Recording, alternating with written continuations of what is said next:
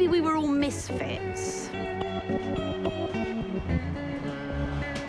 Definitely a working class area, yeah.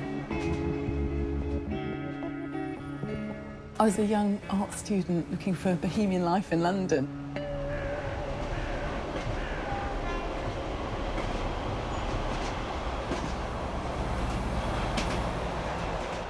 Right, how shall I start? What Brixton was like in 1986? Yes, a very bad place. Drugs, crime, guns. Brixton did have this terrible reputation as being a place where you didn't go. But I never had any problems living in central Brixton. It was rough, it was edgy, it was real. It was great.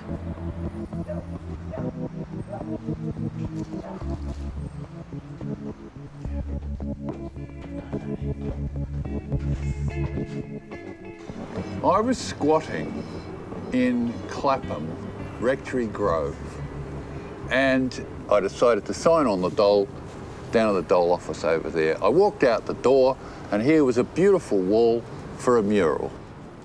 And I discovered the building was derelict. And one night there was a knock on the door.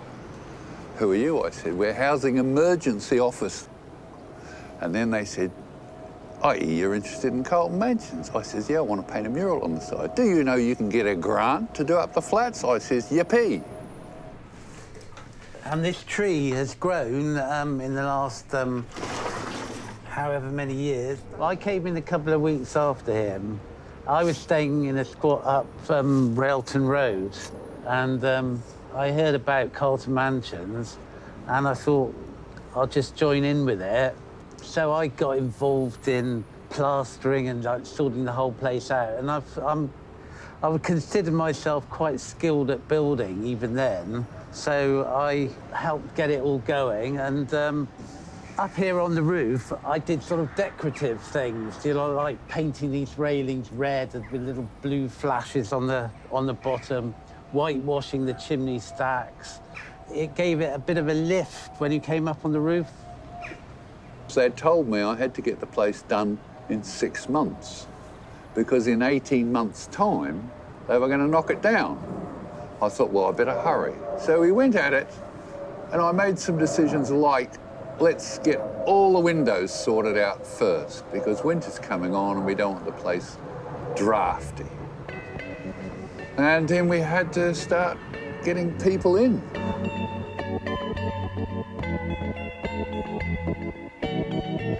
There was other people. There was a woman, Sarah, turned up from Zimbabwe. No. Julian turned up before anything happened. And Evelyn turned up. We rescued Evelyn from a drugs bust in Amsterdam.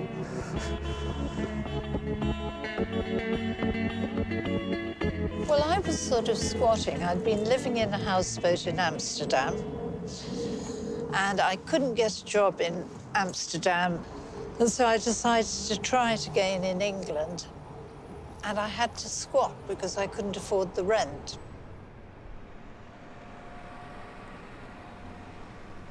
And funnily enough, Barry came along later because we had a house meeting, and somebody said, all our house members are white, we've got to get a black person.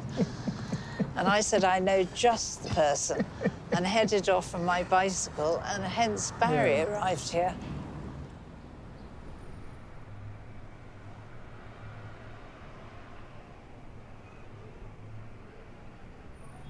So we managed to get gas and fire in gas to a heater, but I teed off that and went down through the floor with a piece of plastic tube and teed off for a gas heater for Julian, and then teed off again for a gas heater for flat 1. And then we lit the gas fires and just left them on. So the place warmed up absolutely terrific, really. It was very, very, very warm. This was 1979.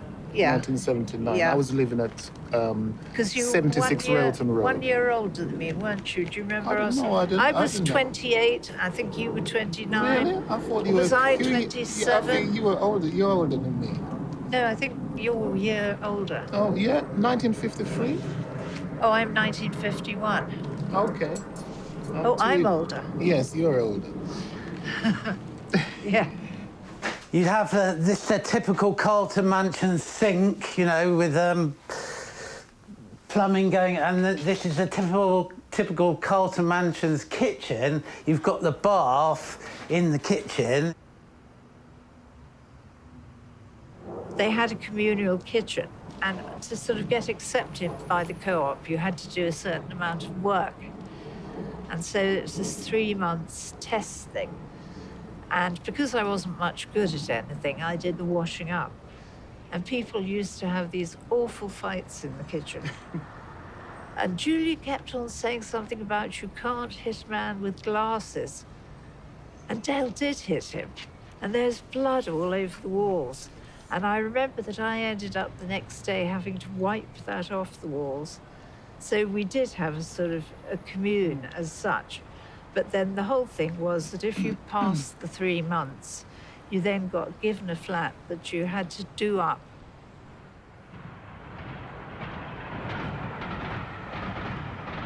If you worked well enough, and I supervised, because you had to get a certain amount of your wiring done, a certain amount of your windows done, a certain amount of plumbing done, before I could go around with me list and tick off so I could get me 250 quid a week coming in. Well, do you remember your ascot and we put it back to front? Do you remember? How can I forget? But yeah, we all tried to help. We were all pretty useless. I made a kitchen right in the middle out of one flat and just said, that's the kitchen and we'll all eat here. I used to send them out to the market and I said, go and get some rubbish vegetables. Come on, go and do it. And I've got all the vegetables and I've got jam and I put it all on a big pan and stuffed an octopus on top. And they said, what's that? I says, it's squatter's pie. I says, and the octopus is to teach you to hang on to your money. And it was delicious. It was absolutely bloody delicious. Shall we go up the stairs? Now, for God's sake, Dale's probably going to kill me for this, but I used to have to bring Dale cups of tea in the morning. And every morning he was at a different woman's flat. And eventually, and we had this team meeting. And then Dale said, no, I'd failed the test. I'd have to have another 3 months. And I broke down in tears. And Kathy said his behavior with the women in this place was absolutely disgraceful. Let's throw him out. So everyone voted to throw him out. God, he's just downstairs. He'll have a fit. Carlton Bleeding Mansions. They came in through this door. There.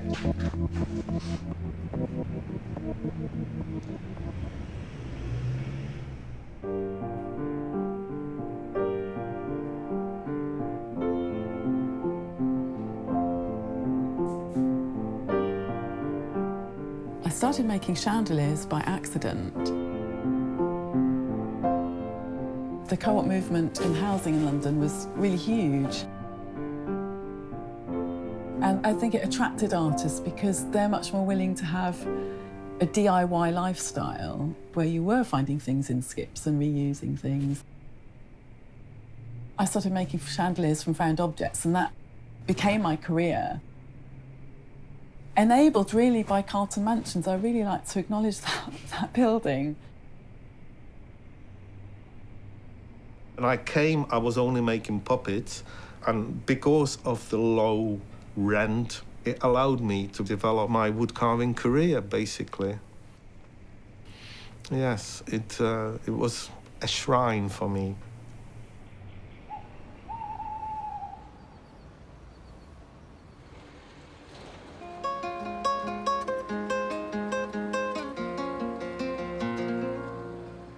There's lots of artists and musicians here, you know, like drummers, you know, playing drums all house and, you know. It was a very creative space. And the time, the 70s, 80s in Brixton, were nice times, the best times. Yeah, very creative.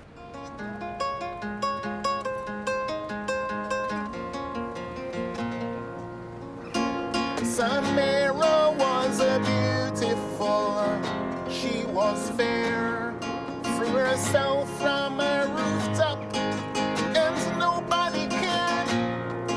Samira was a beautiful. The reason why I wrote the song, because I was the last one to see her. She was like looking really strange, you know? I see that she was distressed. And I don't know, she wasn't asking for anything.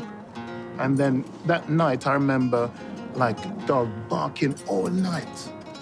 And I felt so strange that, you know, but like all night, something strange. And then in the morning, we heard that Samira, you know, jumped off the roof.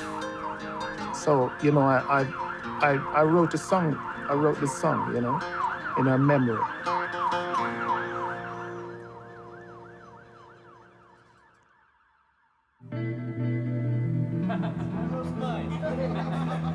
It was still kind of hippie times, and there were people sitting around doing whatever hippies used to do. And one guy sitting on a mattress with no clothes on, he walked around with rubber gloves on his feet, and strangely enough, they didn't match in colors. I ended up in this flat, which was actually a communal darkroom in there, a communal workroom. I built myself a little bedroom up over the corridor using a beam which is going through the corridor. Put a door on top of it, knocked a hole through the wall, and that was my bedroom.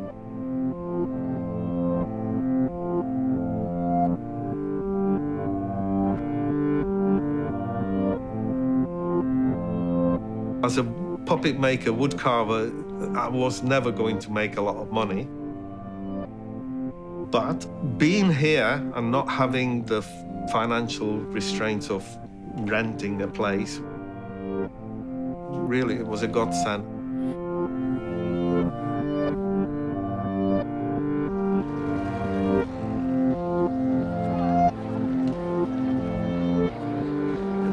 Barry sort of gave me a reference. Yes. And got my job in the Atlantic pub. Yeah.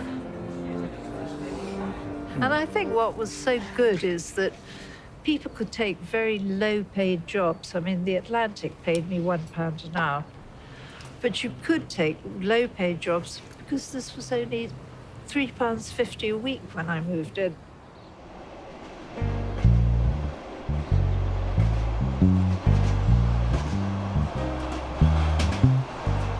Carlton Mansion has an ornate facade that's tall and narrow, but it goes back a really long way.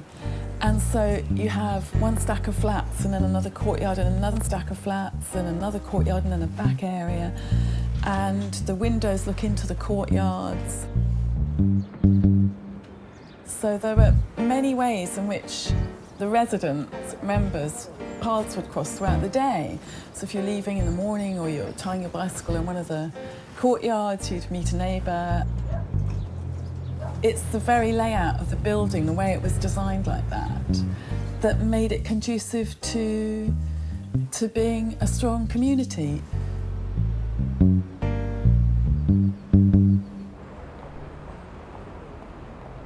Brixton wasn't necessarily an easy place to live in the early 80s, actually. So we had to keep a firm hand. We kind of had to make sure we controlled the alleyways, the front gates, the access to the building. You had to keep an eye on the flats. You had to make sure the people who were living there were co-op members. In our co-op, a third of the people did stuff, another third would support those who did, and another third wouldn't really do much. Bingo.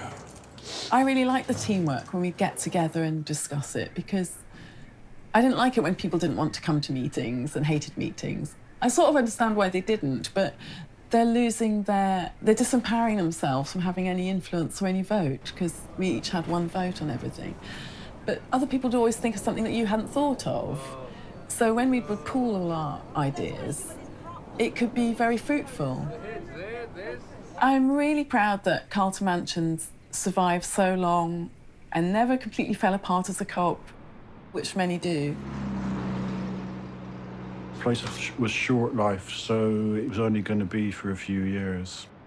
But we ended up being here for decades, basically, so. Welcome to flat 15. The last time I was here was just over a year ago when we left. This is my partner Maggie's flat, and I've lived here on and off for the last 30 years. This is our bedroom. This is a picture that I did of Maggie. I was extremely, extremely happy in my flat, and I've just been back in there, and it's a mess. It's a dump. There's stuff all over the place, but the sunlight is still shining through the windows, and it brings back, you know, memories of a very, very happy life.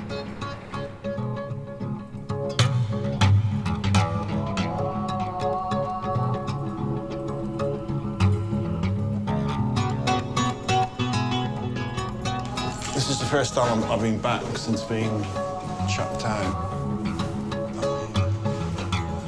From the 90s onwards, the council wanted to get rid of all the short life co-ops, empty the buildings and sell them off. This is where Madeline was. She made her chandeliers here.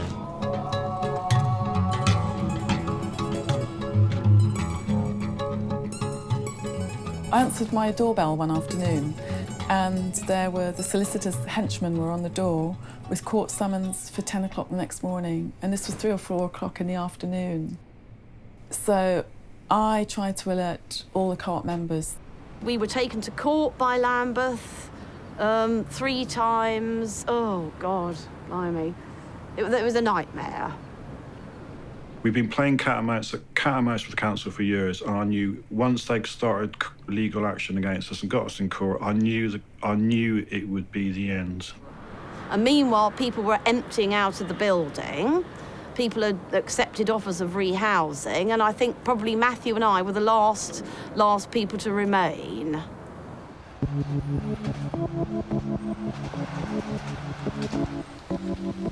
This is a black community, so black people didn't really understand what was going on inside here, you know. They'd think, oh, no, a bunch of weirdos, you know.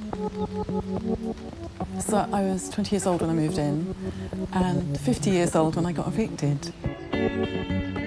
We turned the place into a habitable building. This building stayed on for 35 years. 35 years.